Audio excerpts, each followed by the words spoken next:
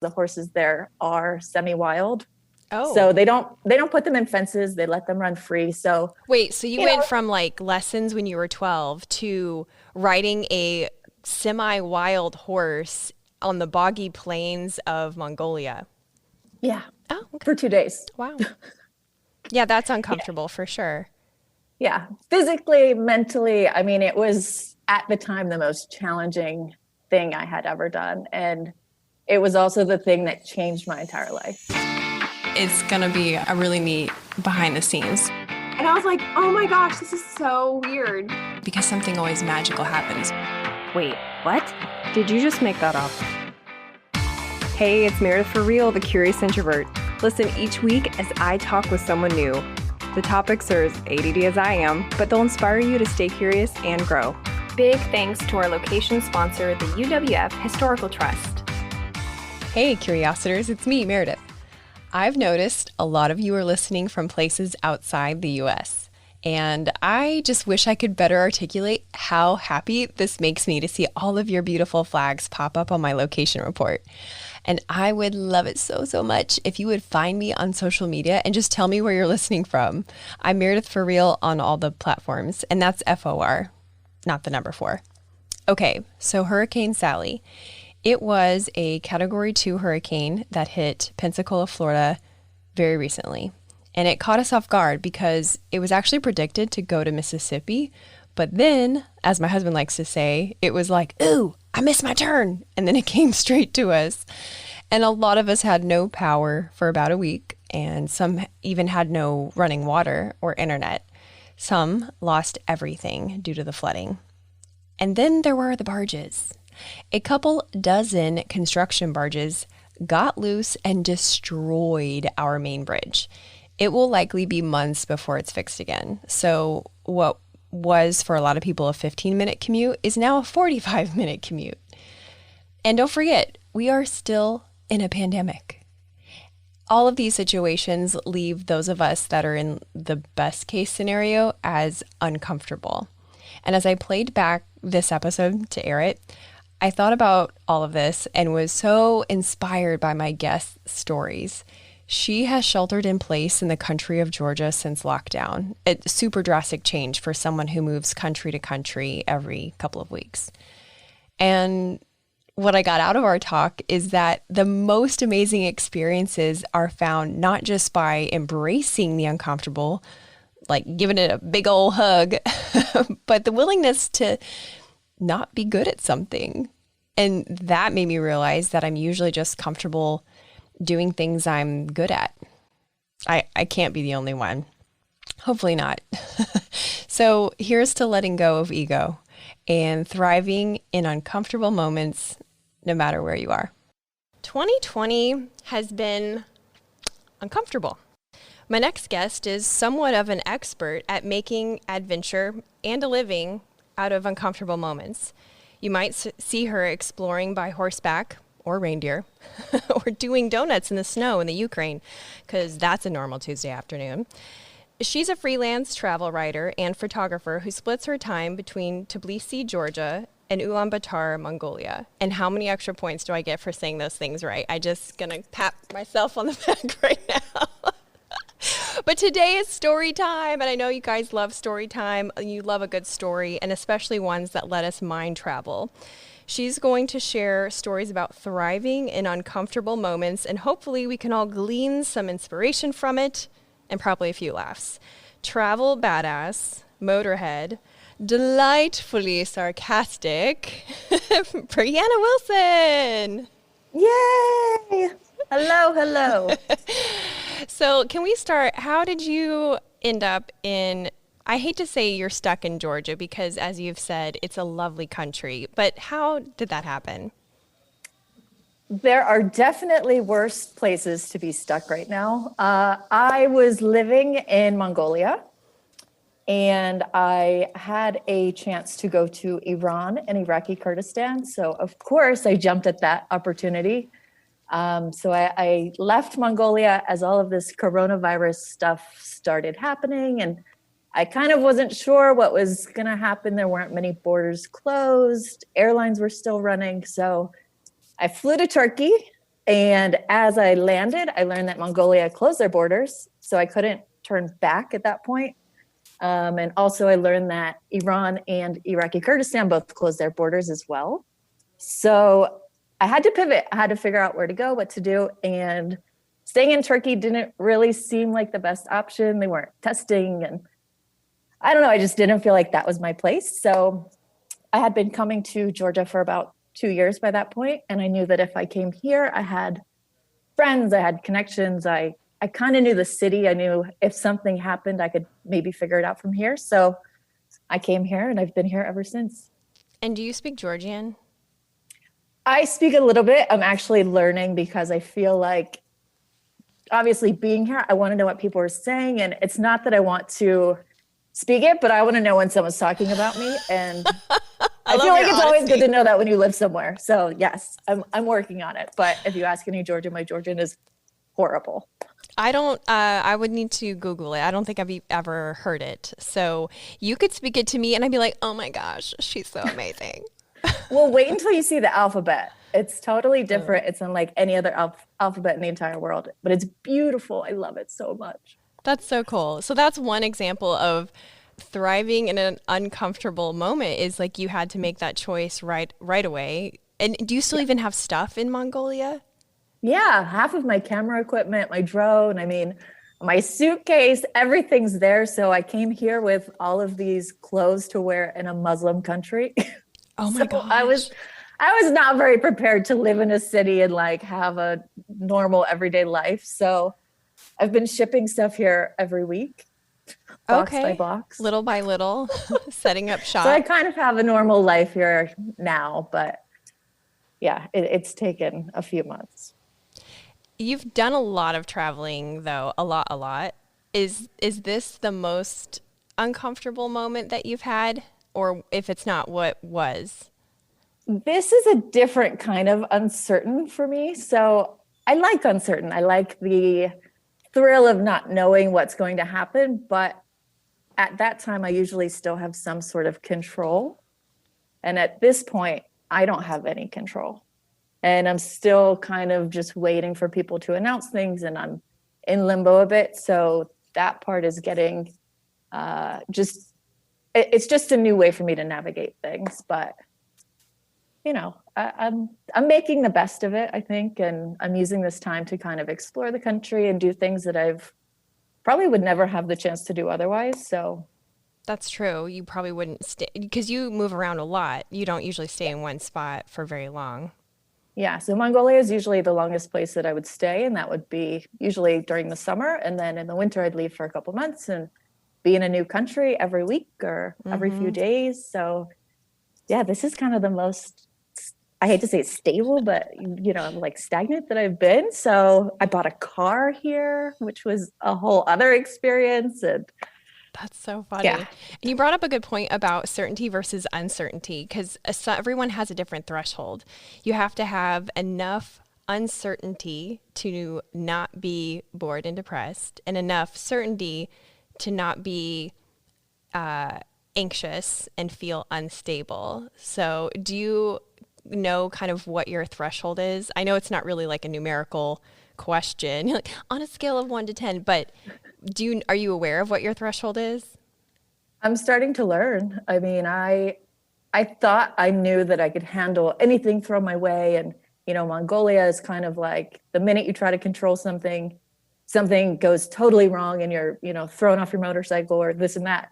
So I thought I knew how to handle this stuff, but this is just something totally different. So my threshold is definitely shifting also, because now it's learning patience for different things versus other things, and learning who I am and what I want most and what I don't want. And yeah, actually having to sit and face that stuff, because now I have the time to do it and I'm not just running around from place to place. And so yeah, I'm learning, I think, a lot. Can you think of some examples of either while in Georgia or in other travels where the uncertainty made you thrive, either by personal growth or through just something super badass that happened because of it? Well, the first time I actually went to Mongolia, I I got connected to this guy, my friend, she's in New York. She said, I met this guy. You need to follow him on Instagram and just see what he does. So I follow him on Instagram, and his first picture is him holding an eagle riding a horse. And I'm like, okay, this dude's fucking cool. So I send him a message. I'm like, yo, I want to come to Mongolia and do this. Like, this is insane. So he's like, well, actually, I'm going back in a month. Let's jump on a call. Okay. So we get on a call, and he's like, how good are you on a horse? In my mind, I'm going, I've been on a horse when I was like 12. I took lessons, It's been like 20 years since I've done it, but it's like riding a bike. So I was like, I'll be fine. Like, I can handle it. You're like, I went to the fair. I went to the fair once. There was a horse I was like, there. I rode a pony one time. Same. Yeah. So I was like, they don't scare me. So he's like, okay, that's all I wanted to know. And so he's like, okay, I have this trip. So fast forward, I go to Mongolia. I'm on this trip with like 10 other professional horse racers. They all have ridden in this race that is held in Mongolia. It's called the Mongol Derby. And they do this for fun. They get on these horses and ride 1,000 kilometers over 10 days, like with like 5 pounds of pack. And I mean, they like are insane people. They are badasses. So I'm in this group with all of these people who can, like gallop and, ride horses for days and hours and find the most joy in it. And I'm like, oh my God, like I grossly overestimated my riding skills on this. But they were all very nice and patient. And I mean, I was wearing like my snowboarding helmet, like these brand new chaps that I put on the wrong way the first day. They were like all looking at me like, who is this girl? Like, why is she in this scenario? And it ended up all working out. So you basically ride horses for 2 days to get to the Teton tribe, the tribe that rides reindeer. But, the terrain's really boggy, so you don't really go that fast. And, they were all very patient. Eric made sure I always had a very nice horse, which isn't always the easiest because the horses there are semi-wild. Oh. So they don't put them in fences. They let them run free. So wait, so you went from like lessons when you were 12 to riding a semi-wild horse on the boggy plains of Mongolia.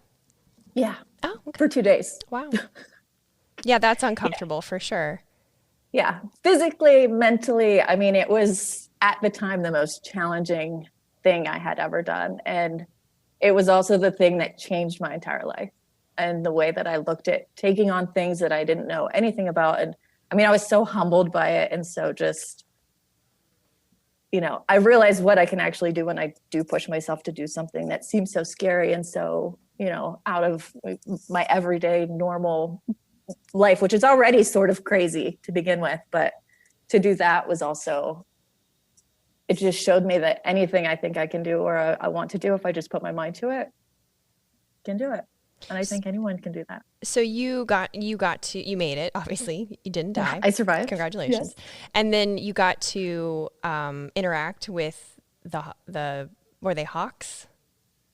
So that trip was to the Teton tribe, and that's the tribe that rides reindeer. So the reindeer. In my mind, I'm on this horse going, okay, once I get there, I just have to stay on this horse long enough to get to the reindeer.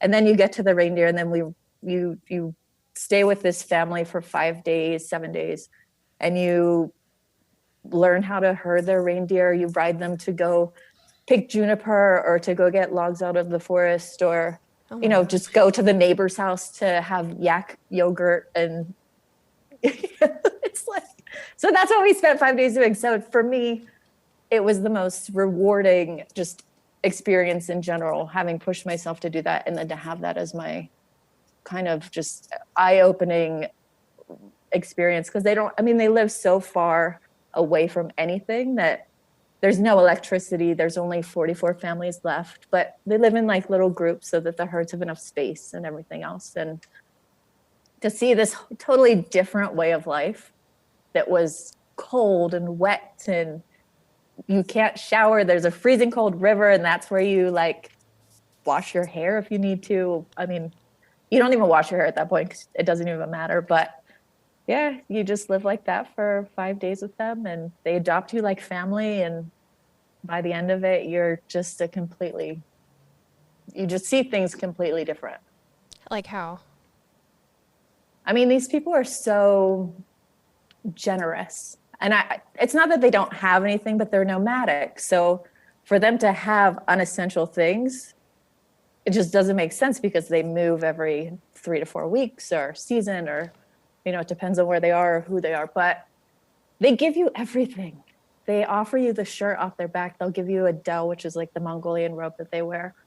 They'll offer you whatever food they have. If you need a place to sleep anywhere in Mongolia, you can go up to any ger, any teepee, anyone, and knock on the door and say, I'm lost, or I just need a place to sleep. And anyone will let you in. They'll give you the bed. They'll give you something to eat. I mean, they still leave their gears unlocked and food on like the table just in case another Oh my gosh. herder comes by.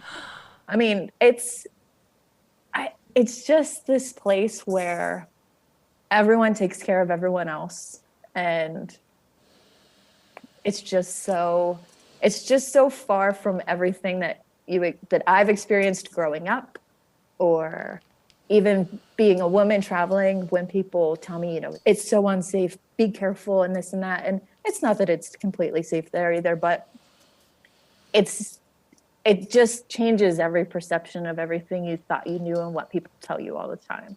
I mean, that And would that like to me renew was your just hope incredible. in humanity almost, Yeah, it does. I mean, I think that they're the most genuine, special people. And they're so funny because they laugh and smile, and then you go to take a photo of them and they turn all like warrior, straight faced, stand up, like so proud, and just they're just such fascinating, amazing, incredible people. Oh my gosh, I want to go there now. Please come. Everyone, come to Mongolia. Come to Mongolia. So, like when people who have regular jobs, well, regular in air quotes, I guess, and they look at somebody like you and they're like, well, of course she did that. Like, I think that the outside looking in, it's easy to not recognize that you do have a threshold of certain versus uncertain, and just go, yeah, well, of course she's down to do that. Of course she sought that out. So maybe this is more of a question that applies to your earlier days of reaching purposefully outside of what was comfortable, but like what goes on in your head? Like what kind of talk are you having inside of your head? What kind of self-talk that makes you go, yeah, this is a good idea. It's okay. The horse is wild. I'm still going to do this. And I would just like to say that I do fail and I falter and I don't do a lot of things very gracefully in these situations because I'm learning and, just trying to usually wrap my head around what I am actually doing and what I did actually sign up for. But I mean, at this point in my life, if I have a chance to do something that I would never have a chance to do otherwise, or that I may never have the chance to do ever again, I'm going to do it. And there are scenarios that I don't participate in. I won't do something. I mean, I'm a girl who does a lot of very sporty activities, or, riding a motorcycle, something like that. I'll never do something with a group of people that I feel uncomfortable with as well. So if it's a group of men who want to go ride motorcycles, I may not do that just because I feel a lot of pressure unnecessarily, just with myself to keep up with them, or, that they look at me and they push me too hard. So I have to feel out the group and I have to feel out the scenario. So I don't always say yes. I actually don't. It takes a lot for me to get to that point because I'm normally down to try just about anything and everything. But yeah, I trust a lot in the people that I'm doing it with and where I'm doing this certain activity at. And if I feel that it's unnatural to the locals, or it's something that wouldn't be beneficial for the people that live there, then I wouldn't do it at all. I wouldn't do anything inauthentic or just so that they can make money. Yeah, exploitive. Yeah. So I steer very far away from those things. Hey everyone, just a quick interruption to show gratitude to our sponsors and give you some special deals. The UWF Historical Trust. We shoot the show in the Museum of Commerce and the T.T. Wentworth Museum. And not only is this an amazing step back into the 18 and 1900s, but it's an event space too. How cool is that? You can see everything at historicpensacola.org. If you want to tour one of the 12 museums, and yes, Pensacola has 12 museums, and you get your tickets in person, show the ticket agent one of my emails and you'll get $2 off an adult ticket. You can get emails by texting REAL to 66866. So I don't have kids, but I also want to tell you about It's Your Magazine. They're a national family-centered publishing company with free parent magazines. They have parenting advice, events, and inspiration. I'm actually in a networking group with the publisher, and this guy is all about family. You can view a free magazine in cities in Texas, Oregon, Washington, and Florida by checking them out at itsyourmagazine.com. And INSEC. So I've always felt iffy about pesticides. Then the mosquitoes got so bad, I would get covered in them from walking from my house to the car. I called INSEC, and to say I've been impressed is an understatement. When the treatment wasn't quite doing it, the owner actually came to my house. He found the breeding sites, identified the species of mosquito, and adjusted my treatment to that species. That's when I found out he's also a beekeeper, and pollinator issues are always top of mind. So if you're in the Florida Panhandle or Gulf Coast of Alabama, give him a call, ensec.net. And Dr. Rob Thompson in Pensacola, Florida. There are a million chiropractors in this town, but Dr. Rob is different. He doesn't just give you a crack pop and a slap on the ass. I mean, that would actually be really inappropriate. His pledge is to provide fast, efficient pain relief with no drawn-out treatment plans or surprise bills. Since COVID, we all got 99 problems. Don't let pain be one of them. drrobchiropractic.com. Now back to the show.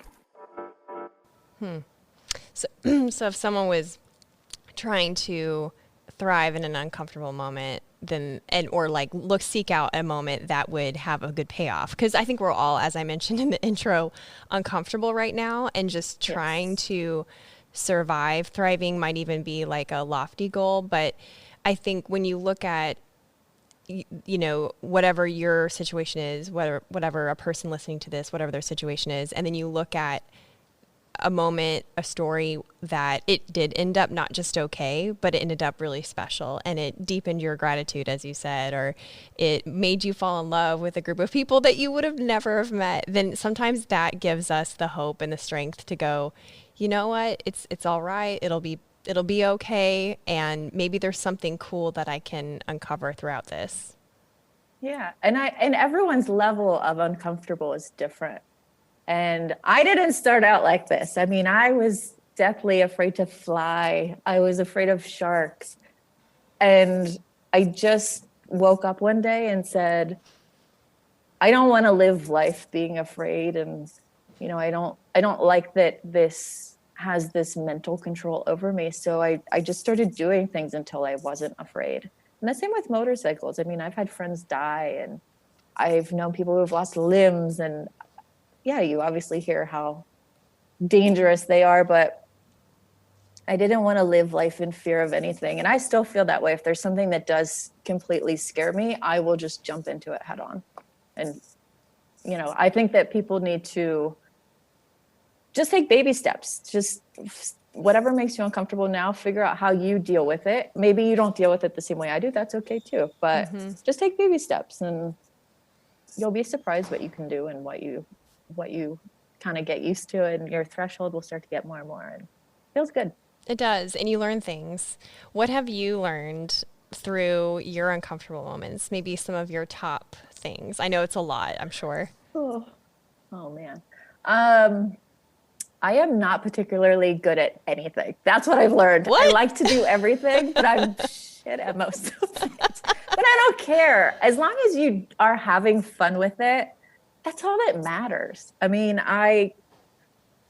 am the worst climber, but if someone invites me to go rock climbing, I'll go, and I'll tell them straight up, like, I'm terrible at this, just so you know, but I want to go. And usually when you say that and you're open to it, people are open to you. So So yeah, I'm not lower your particularly great at expectations. anything. Having low expectations is helpful when trying new things. I'm taking mental notes here. Yeah, I just laugh about it, and just as long as you have fun, it doesn't matter. So don't be afraid to try things either. I think I think people get, especially in the outdoor and adventure industry, they see these people who climb these crazy mountains and, you know, snowboard from a helicopter, and they think, oh, I can't, like, that's insane, I could never do that. And then they get afraid of even trying or even, you know, thinking about it. So I think people get too wrapped up in that. I think that everyone just needs to kind of dip their toes in the water and find out what they do like, and Yeah. Those aren't the things. afraid. Yeah, not be afraid. Those aren't the things that I'm afraid of, oddly enough. Like, when I think about moments, uncomfortable moments that I would never thrive in, it's like being trapped in one of those escape rooms. Do you know what I'm talking about? Yeah. Okay, with a bunch of extroverts Okay. who are old, creepy dudes who eat cereal loudly while having Kids Bop radio blasting over the loudspeaker. That's my hell loop. Yeah, that's torture. That is, I think that might be a lot of people's hell loop. Yeah, that's true. No one's like, ooh, yeah, sign me up for that. Do you have something that's like you absolutely have no interest in it? Maybe it's not as extreme as mine, but something that you would never do. Oh man. You know what really I don't think I could ever do is a big cruise ship. That I think is my hell.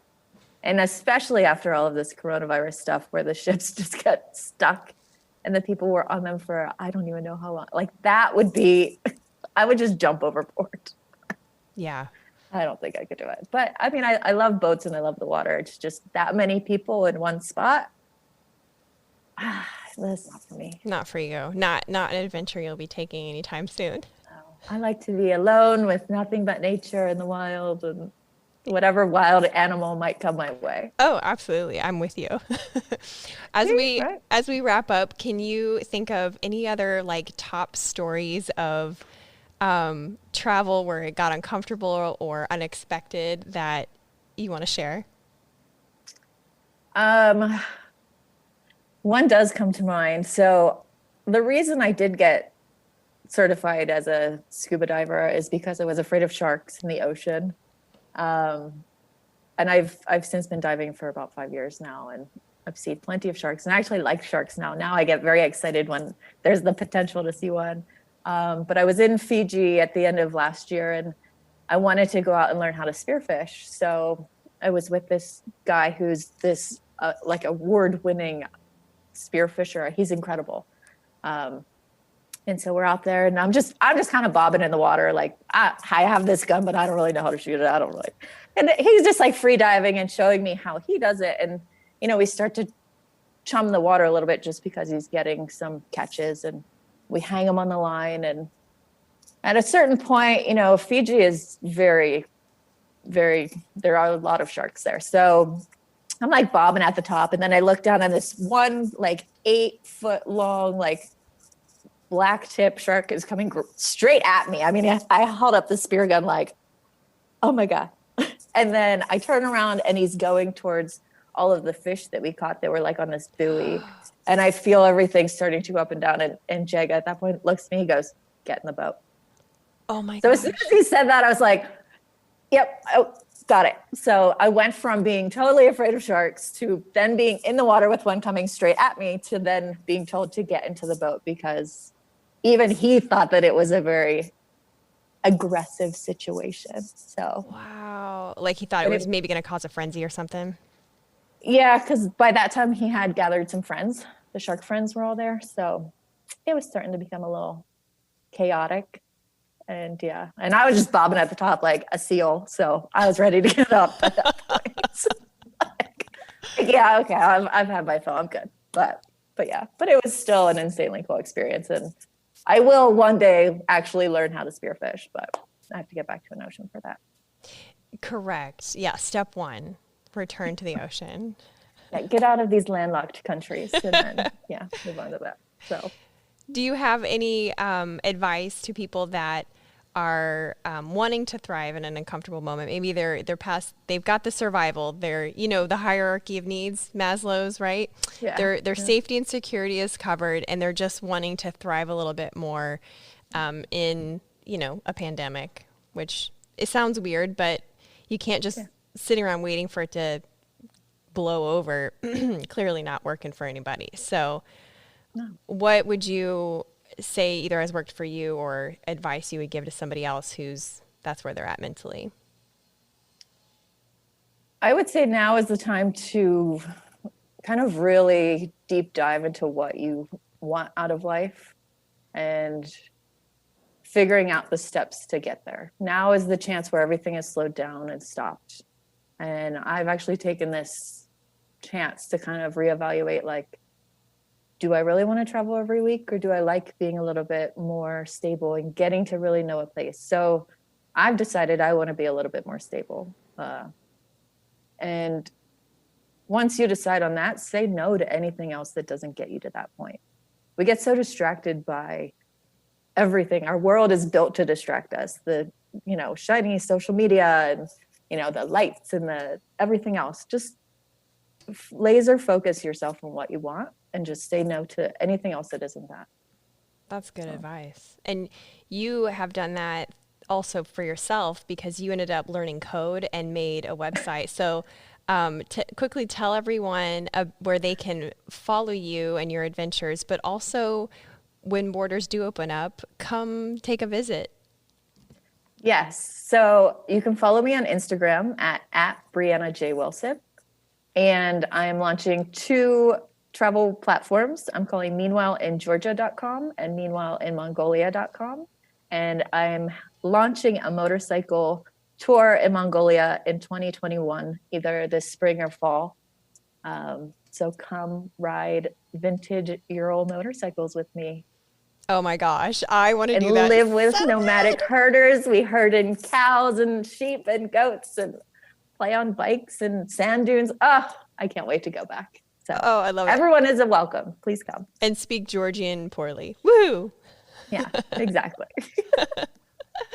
I'm so glad that I met you. I'm so glad that we got to have this talk, and I seriously want to come visit. I'm just so intrigued by that corner of the world. There's so much that I don't know, and that's what just spurs my curiosity on. So thank you, my friend. That is a wrap. Woo! Are you still listening? Just kidding, of course you are. Since you're here, here's some ways you can support the show. Stalk me on social media, leave a review, share an episode with a friend, or check out my Teespring page for delightfully sarcastic apparel. Links are in the episode description.